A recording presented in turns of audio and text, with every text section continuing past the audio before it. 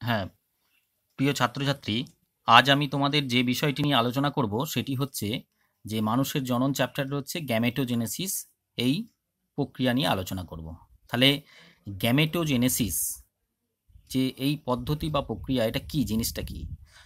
তোমরা ইতিমধ্যেই জেনেছো যে যৌন জননের একক হলো গ্যামেট।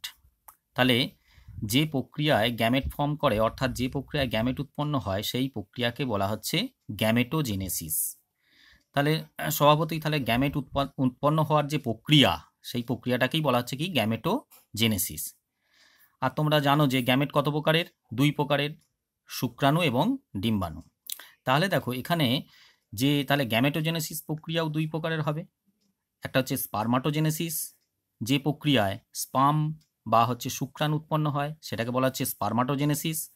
আর উজেনেসিস, উজেনেসিস যেটা যে প্রক্রিয়ায় হচ্ছে ওভাম বা হচ্ছে ডিম্বাণু উৎপন্ন হয় সেটাকে বলা হচ্ছে উজেনেসিস।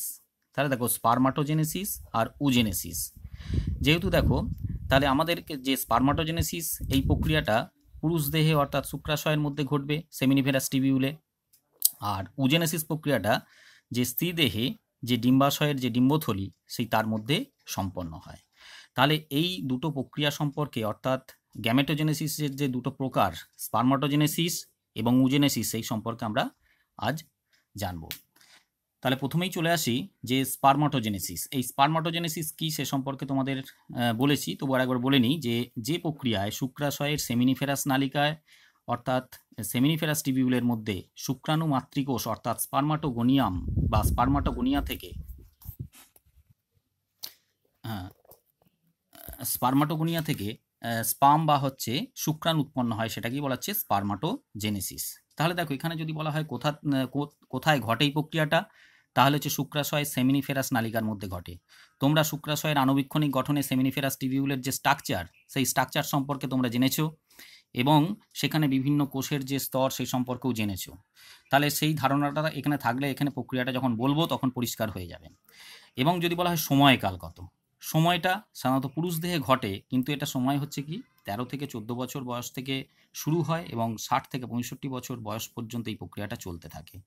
এবং এই 60 থেকে 65 বছরের পরে কিন্তু এই শুক্রাণু উৎপাদন প্রক্রিয়া অর্থাৎ স্পার্মাটোজেনেসিস বন্ধ হয়ে যায়।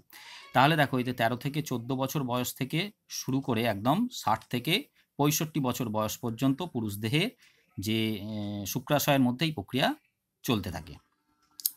এরপর আমরা চলে আসি যে এই প্রক্রিয়ার যে পদ্ধতিটা বা স্টেপগুলো সম্পর্কে আমরা জানব।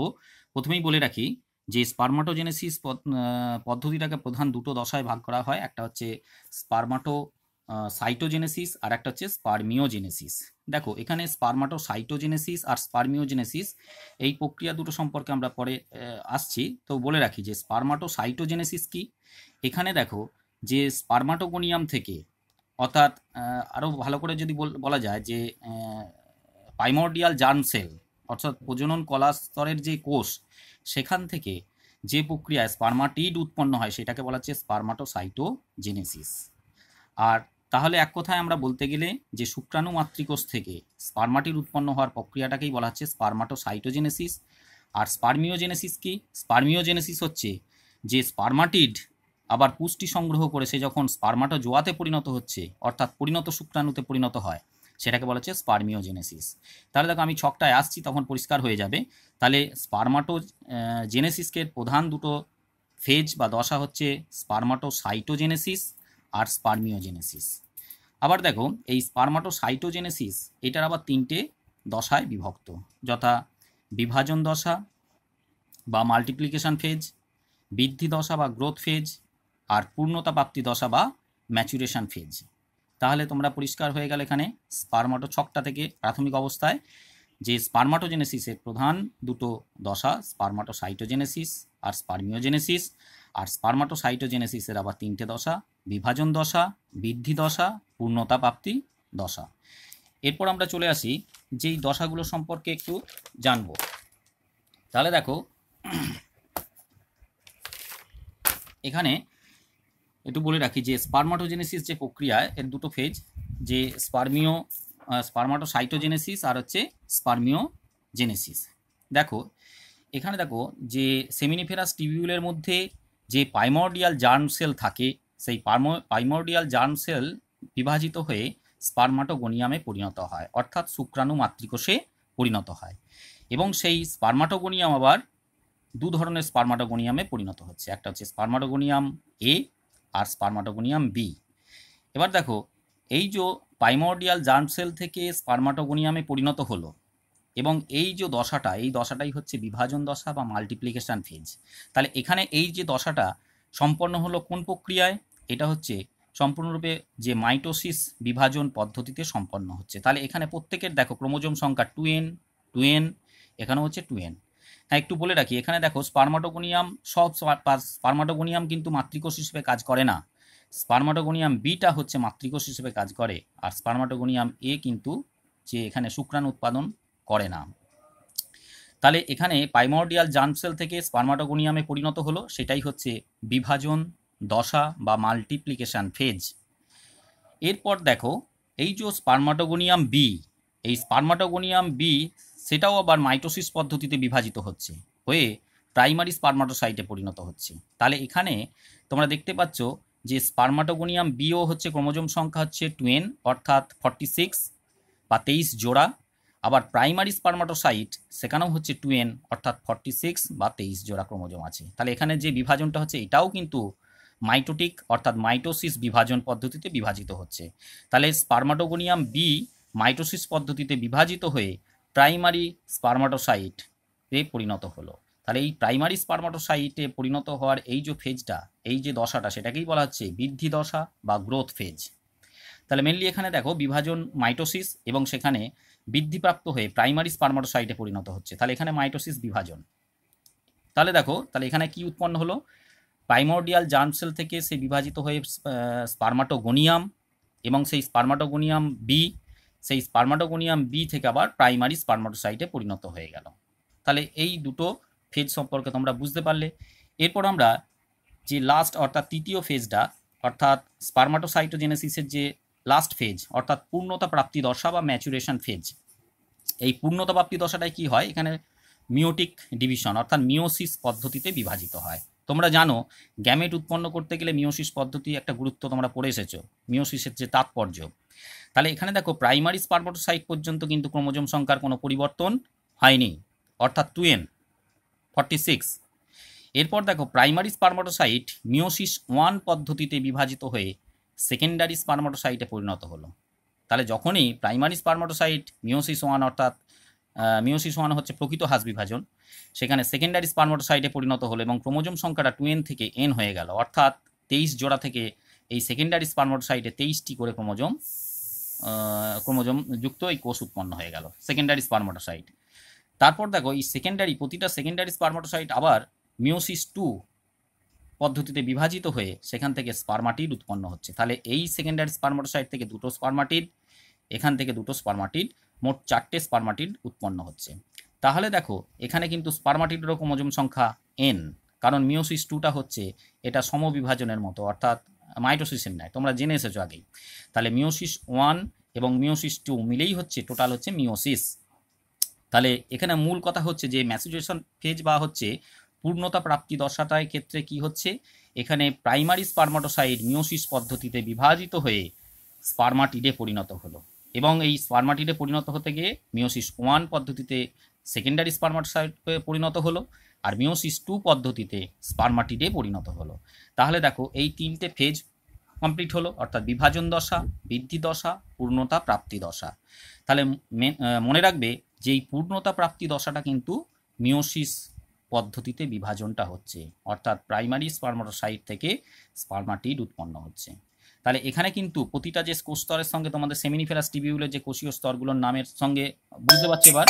তাহলে দেখো এখানে যে স্পারমাটিড উৎপন্ন হলো, সেই যে স্পারমাটিড উৎপন্ন হয়ে গেল এবং সেখান থেকে সেই পর্যন্ত দশাটা হচ্ছে কি, যে স্পারমাটোসাইটোজেনেসিস।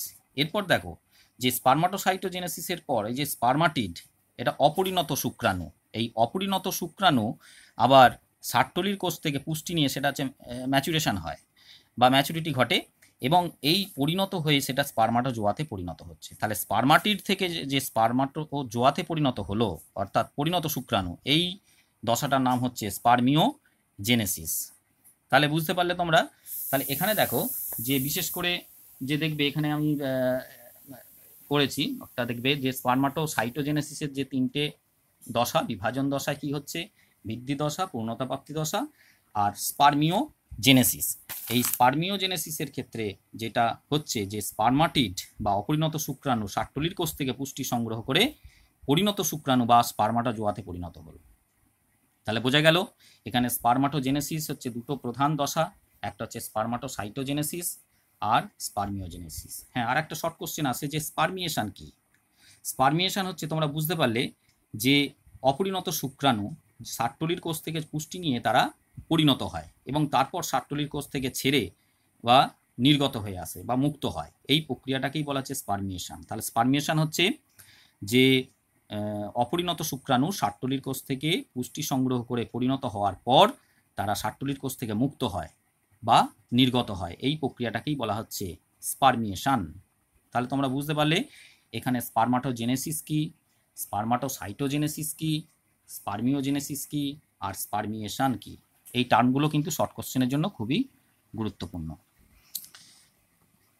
এরপর আমরা চলে আসছি এই যে স্পার্মাটোসাইটোজেনেসিস বা স্পার্মাটোজেনেসিস অর্থাৎ শুক্রাণু উৎপাদন প্রক্রিয়া, এটা হরমোন দ্বারা কিভাবে নিয়ন্ত্রিত হয়। তোমরা সবাই জানো যে হাইপোথ্যালামাস হচ্ছে যে সুপ্রিম কমান্ডার। এই হাইপোথ্যালামাস থেকে উৎপন্ন হয় জিএনআরএইচ বা গোনাডোট্রপিন রিলিজিং হরমোন। সেই গোনাডোট্রপিন রিলিজিং হরমোনটা যে অ্যাডেনোহাইপোফাইসিস বা অ্যান্টেরিয়র হাইপোফাইসিস বা অ্যান্টেরিয়র পিটুইটারি, এই অগ্র পিটুইটারিকে কি করে, উদ্দীপিত করে। এখানে এফবি মানে হচ্ছে ফিডব্যাক, পজিটিভ ফিডব্যাক মানে ধনাত্মক ফিডব্যাক দিচ্ছে। তাহলে ধনাত্মক ফিডব্যাক দিল কি, জিএনআরএইচ গোনাডোট্রপিন রিলিজিং হরমোন, সে অগ্র পিটুইটারিকে উদ্দীপ্ত করলো। সেখান থেকে দেখো এলএইচ হরমোন উৎপন্ন হচ্ছে এবং এফএসএইচ হরমোন উৎপন্ন করছে। এই এলএইচটা কি হচ্ছে, এই লেডিগের আন্তর্কোষকে উদ্দীপ্ত করছে। তোমরা এ সম্পর্কে জেনেছো। সেই লেডিগের আন্তর্কোষকে উদ্দীপ্ত করার ফলে সে কি করছে, টেস্টোস্টেরন হরমোন ক্ষরণ করলো। কারণ লেডিগের আন্তর্কোষ থেকে টেস্টোস্টেরন হরমোন ক্ষরিত হয় এবং টেস্টোস্টেরন হরমোন যেই ক্ষরিত হলো, আবার টেস্টোস্টেরন কি করছে, পুরুষদের গৌণ যৌন বৈশিষ্ট্যের প্রকাশ ঘটায়, আবার সেটা এই স্পার্মাটোজেনেসিস প্রক্রিয়াটাকে কন্ট্রোল করে। সে আবার কি করছে, সাট্টলির কোষকে উদ্দীপিত করলো। তাহলে দেখো এখানে এফএসএইচ আবার উৎপন্ন অগ্র পিটুইটারি থেকে সে সাট্টলির কোষকে উদ্দীপ্ত করলো। উদ্দীপিত করার পর সেখান থেকে এবিপি হচ্ছে অ্যান্ড্রোজেন বাইন্ডিং প্রোটিন বলে একটা প্রোটিন ফ্যাক্টর উৎপন্ন করে, যেটা ধনাত্মক ফিডব্যাক দেয়, দিয়ে স্পার্মাটোজেনেসিস অর্থাৎ শুক্রাণু উৎপাদন প্রক্রিয়াটাকে নিয়ন্ত্রণ করে। তাহলে তোমরা এখান থেকে বুঝতে পারলে যে হাইপোথ্যালামাস থেকে উৎপন্ন হচ্ছে জিএনআরএইচ, সেটা আবার কি করছে, অগ্র পিটুইটারিকে উদ্দীপ্ত করে এলএইচ আর এফএসএইচ। এলএইচ উদ্দীপিত করছে লেডিগের আন্তর্কোষকে এবং সেখান থেকে টেস্টোস্টেরন হরমোন ক্ষরিত হচ্ছে। আর এফএসএইচ হচ্ছে সাট্টলির কোষকে উদ্দীপ্ত করছে, সেখান থেকে এবিপি বা অ্যান্ড্রোজেন বাইন্ডিং প্রোটিন উৎপন্ন করছে এবং এই টেস্টোস্টেরন এবং বিশেষ করে অ্যান্ড্রোজেন বাইন্ডিং প্রোটিন তারা কি করছে, এই স্পার্মাটোজেনেসিস প্রক্রিয়াটাকে নিয়ন্ত্রণ করছে, অর্থাৎ শুক্রাণু উৎপাদন প্রক্রিয়াটাকে নিয়ন্ত্রণ করছে। এগুলো হচ্ছে পজিটিভ ফিডব্যাক। এরপর দেখো তোমাদের কাছে বলে রাখি যে এই পজিটিভ ফিডব্যাক এখানে আবার নেগেটিভ ফিডব্যাকও হয়, যখন টেস্টোস্টেরনের পরিমাণটা বেড়ে যায় এবং যে আবার সাট্টলির কোষ থেকে ইনহিবিন বলে একটা হরমোন উৎপন্ন হয়, সে কিন্তু ঘুরে আবার নেগেটিভ ফিডব্যাক করে। এখানে দেখানো হয়েছে ইনহিবিন নেগেটিভ ফিডব্যাক করছে, যেটা কি করছে, এফএসএইচের ক্ষরণটাকে কমিয়ে দিচ্ছে, কমিয়ে দিয়ে এগুলো হচ্ছে কমে যাবে, তখন নেগেটিভ ফিডব্যাক হবে। আবার দেখো টেস্টোস্টেরনের হরমোন যখন বেড়ে যাচ্ছে তখন সে কি করছে, নেগেটিভ ফিডব্যাক করছে। সে কি করছে, হাইপোথ্যালামাসকে কি করবে, সে অবদমিত করবে, আবার অগ্র পিটুইটারিকে অবদমিত করবে।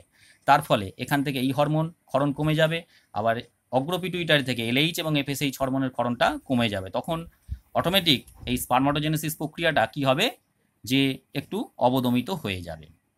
তাহলে তোমরা বুঝতে পারলে এখানে যে স্পার্মাটোজেনেসিস প্রক্রিয়াটা যে বিভিন্ন প্রকারের যে হরমোন, বিশেষ করে হাইপোথ্যালামাস এবং হচ্ছে অ্যাডেনোহাইপোফাইসিস অর্থাৎ অগ্র পিটুইটারি থেকে যে নির্গত যে হরমোনগুলো, সেগুলো কিভাবে নিয়ন্ত্রণ করছে এবং পজিটিভ ফিডব্যাক আর নেগেটিভ ফিডব্যাক এই সম্পর্কে তোমরা বুঝতে পারলে।